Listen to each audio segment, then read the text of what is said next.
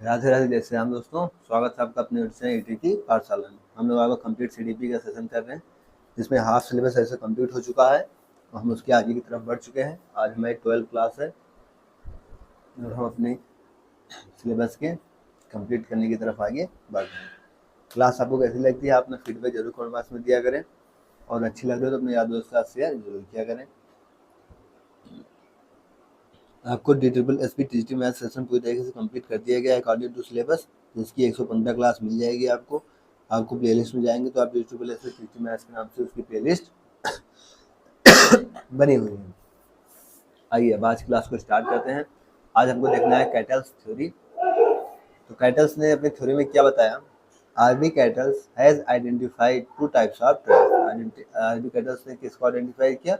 दो टाइप्स के ट्रायड्स को आइडेंटिफाई किया, जिसे इन्होंने कहा they are source triads and surface triads. Source triads और सरफेस ट्रायड्स दो तरह की ट्रायड्स इन्होंने आइडेंटिफाई किया।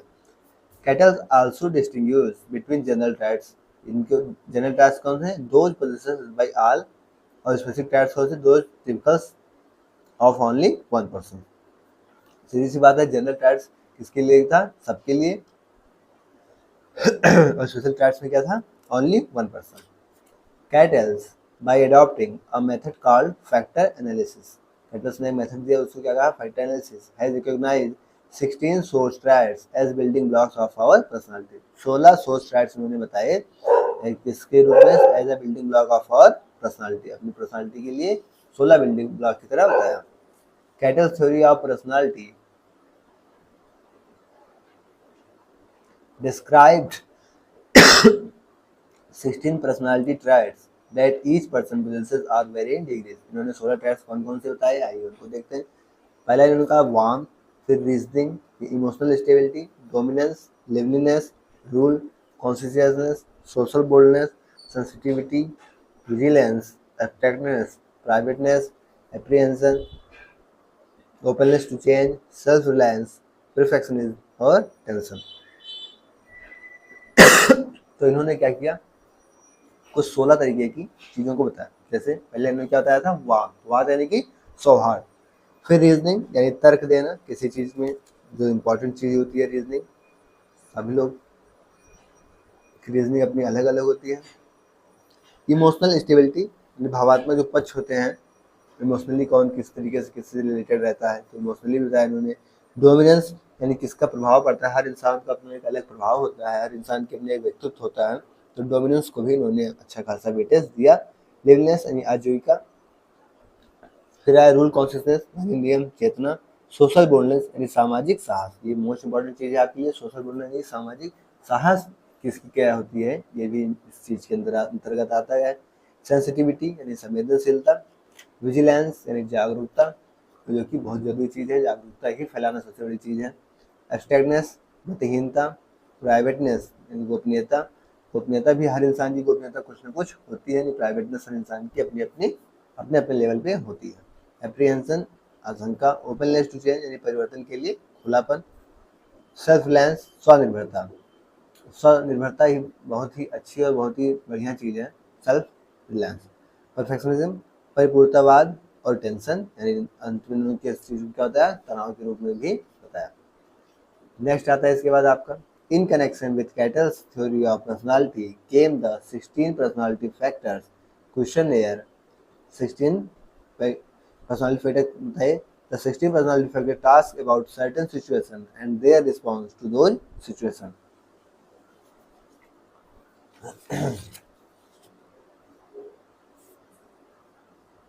इसके बाद नेक्स्ट क्या आ गया यहाँ से आपका? इसके बाद नेक्स्ट आता है यहाँ से आइसनेक्स पर्सनालिटी थ्योरी। कैटल्स की देखिए और हम लोग इसकी देखेंगे, स्नेक्स की पर्सनालिटी थ्योरी देखेंगे।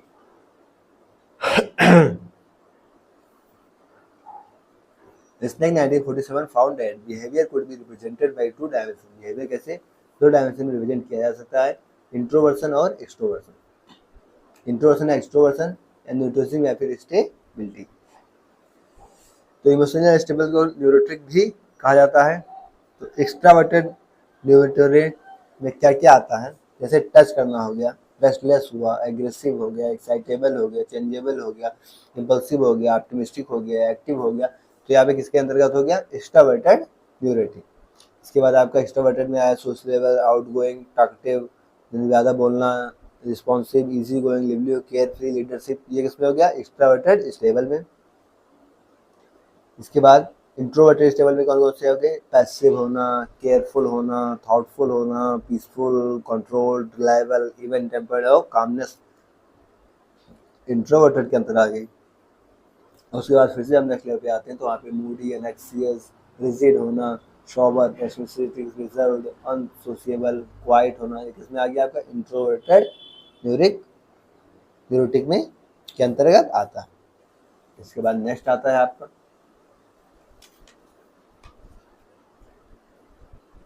psychotism normality. Aslan 1966 later added a third red dimension. Psychotism lacking in empathy, cruel, a loner, aggressive, and troublesome. This has been related to high level of testosterone. इंट्रोवर्सन को उन्होंने एक्सट्रोवर्सन में बताया, stability neuroticism और self control को साइकोटिज्म में convert करके बताया।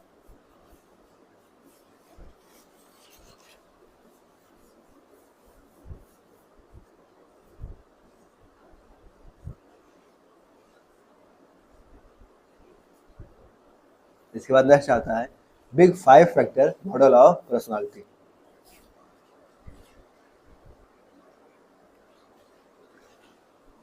Robert Macaire and Paul Costa developed the 5-factor model FFM, which describes personality in terms of 5 broad factors. Psychologist Lewis Goldberg referred to these as the big 5 factors of personality. Personality के 5 factor कौन कौन से होता है, openness, consciousness, extraversion, agreeableness और neuroticism। जिसे हम ocean से भी याद रख सकते हैं, OCEN। ओपननेस यानी कि खुलापन, कॉन्शियसनेस यानी कर्तव्य निष्ठा, एक्स्ट्रावर्जन यानी बहिर्मुखता और एग्रीएबलनेस यानी सहमता और न्यूट्रोसिज्म यानी कि मनोविक्षुब्धता। तो ये 5 चीजें थी आपको जिसे हम ओशियन के नाम से भी जानते हैं big 5 factors theory of personality के अंतर्गत। लो स्कोर, ट्रैट और हाई स्कोर क्या क्या है। ट्रैट्स का जैसे लो स्कोर और हाई स्कोर क्या है, जैसे ओपननेस खुलापन हो गया, तो जैसे इमेजिनेशन करना, फील करना, एक्शन हो गया, आइडियाज हो गया, ये कहाँ पे आएंगे, खुलेपन में आएंगे।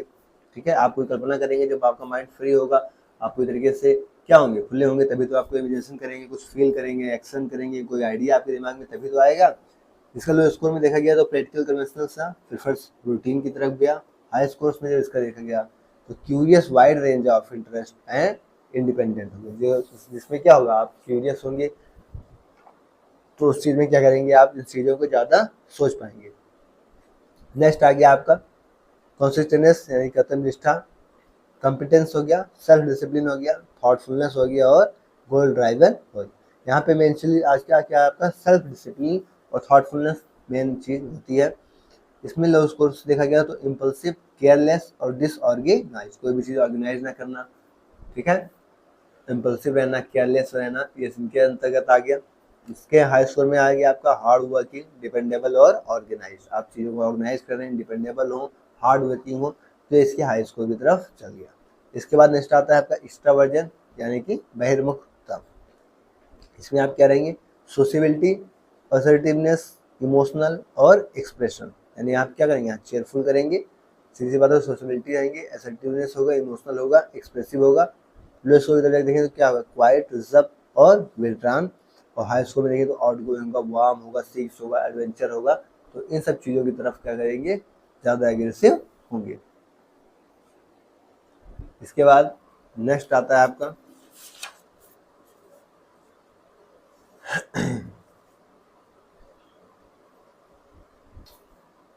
एग्रीबलिनेस यानी सहमता, कोऑपरेटिव, ट्रस्टवर्दी और गुड नेचर। नेचर में आप कैसे होंगे, गुड होंगे, कोऑपरेटिव होंगे और ट्रस्टवर्दी होंगे, यानी विश्वास करने योग्य होंगे। जिनको लो स्कोर मिलेगा तो क्रिटिकल, अनकोऑपरेटिव और सस्पिशियस चीज़ें आप सिचुएशन में भी फंस सकते हैं। हाई स्कोर में आप हेल्पफुल होंगे, ट्रस्टिंग होंगे और एम्पैथेटिक होंगे। अब हेल्पफुल होंगे ही अगर आपके अंदर सहमता है, आप कोऑपरेटिव हैं, ट्रस्टवर्दी हैं, जाहिर सी बात है आप क्या करेंगे, लोगों की मदद तो करेंगे ही, ट्रस्टिंग होंगे, लोग आप पे विश्वास करेंगे, एम्पैथिक होंगे, ठीक है। इसके बाद नेक्स्ट आती है यहाँ की न्यूरोटिज्म यानी मनोविक्षुब्धता।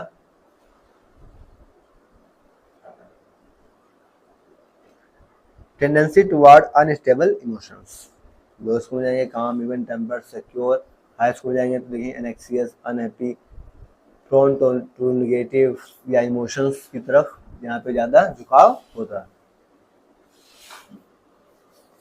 इसके बाद नेक्स्ट आता है आपका साइको एनालिटिक थ्योरीज यानी मनोविश्लेषणवाद के सिद्धांत।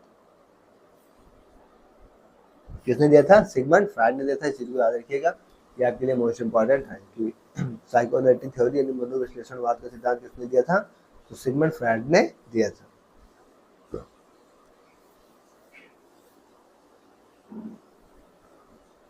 एडलर्स थ्योरी क्या हुआ? Alfred Adler was the follower of Freud but opposed his views and stabilized his own school of thought called individual psychology. Adler stressed on the social rather than biological determinants of personality and on the upward drive of the self. In Adler's views में क्या देखा गया? The main driving force, जो main driving force था in personality के अंदर is a striving for superiority. किसके लिए था? Superiority के लिए.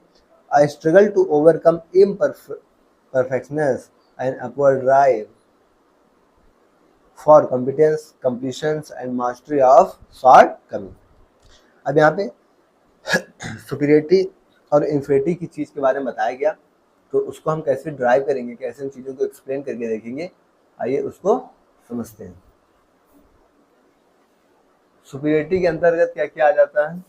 जैसे परफेक्ट यानी उत्तम होना, किसी काम करने में आप परफेक्ट हैं तो वो आपके सुपीरियरिटी के अंतर्गत आ जाएगा। आइडियल, आदर्श, आप किसी चीज़ के आदर्श बन सकते हैं, कोई आपको अपना आइडियल मान सकता है, तो यानी कि आपने उस जाहिर सी बात है उस काम को क्या होगा, एक परफेक्टनेस सुपीरियरिटी की तरह ही किया होगा। सिविलाइज्ड यानी आप सब होंगे, अगर आपके अंदर सभ्यता झलक रही होगी, अगर आप सब होंगे, आप चीज़ों को अच्छे से करते होंगे, तो भी आप इसका मतलब सुपीरियरिटी के अंतर्गत आएंगे। सिविलाइज्ड हो गया सभ्य रहना। मैनर्ड यानी रीति, बस आपके अंदर कोई भी मैनर होगा, आप डिसमैनर नहीं रहते होंगे, आप मैनर के अंतर्गत आएंगे, तो फिर भी आप सुपीरियरिटी में रहेंगे। प्रॉपर यानी आप प्रॉपर काम करेंगे, उचित चीज़ें करेंगे, अनुचित चीज़ में नहीं फंसेंगे, तो भी आप सुपीरियरिटी के अंतर्गत आ जाएंगे। इनफीरियरिटी में क्या है? अनप्रोफेशनल, आप अनप्रोफेशनल हो, लेजी हो, आलसी हो, किसी चीज़ को करें ही ना या उसमें आलस दिखाएं, तो ये सब आप किस चीज़ की तरफ बढ़ जाएंगे? लेजी की तरफ बढ़ जाएंगे। क्रूड हो नेचर में, आपका बिहेवियर बहुत गलत हो, अनसिविलाइज्ड हो, असभ्य हो पूरी तरीके से, तो भी आप क्या होंगे? इनफीरियरिटी में जाएंगे। इनकम्पिटेंट हो और फिर ग्रेडी हो, लालची हो, अगर आप किसी चीज़ के लिए, किसी चीज़ में आपके अंदर धैर्य नहीं है, तो फिर आप इनफीरियरिटी के अंतर्गत चले जाएंगे। Family respect her inadequate education beliefs about the self, the others and the world, ethical beliefs, reduce social interest. तो ये हमारी क्या थी? साइकोएनालिटिक थ्योरी, मनोविश्लेषण सिद्धांत में एडलर्स थ्योरी थी, ठीक है। उन्होंने सुपीरियरिटी और इनफीरियरिटी के बारे में काफ़ी अच्छे से चीज़ों को एक्सप्लेन करके बताया। तो आज की क्लास को हम थोड़ी छोटी ही रखेंगे, इसके आगे के टॉपिक को हम नेक्स्ट क्लास में डिस्कस करेंगे। ज़्यादा हमारा बचा नहीं है, हमने 20 क्लास के अप्रॉक्स में बोला था, 20-21 क्लास में, तो आज शायद 12वीं क्लास है, 7-8 क्लास हमारे पास और है, और इतना कंटेंट बचा है कि 7-8 क्लास में ही क्या हो जाएगा, पूरी तरीके से कंप्लीट हो जाएगा। तो कोई प्रेशराइज चीज़ नहीं है, कोर्स हमारा आराम से कंप्लीट हो जाएगा 21-22 क्लास के भीतर। तो इस चीज़ को हम फिर कोई उसी अनुसार कर लेंगे, ठीक है। क्लास आपको कैसी लगी, आप कमेंट बॉक्स में अपना फीडबैक जरूर बताएंगे, ठीक है। ओके, थैंक्स, जय श्री राम, राधे राधे। और टेलीग्राम चैनल आप AT की पाठशाला ज्वाइन कर लेंगे, ठीक है।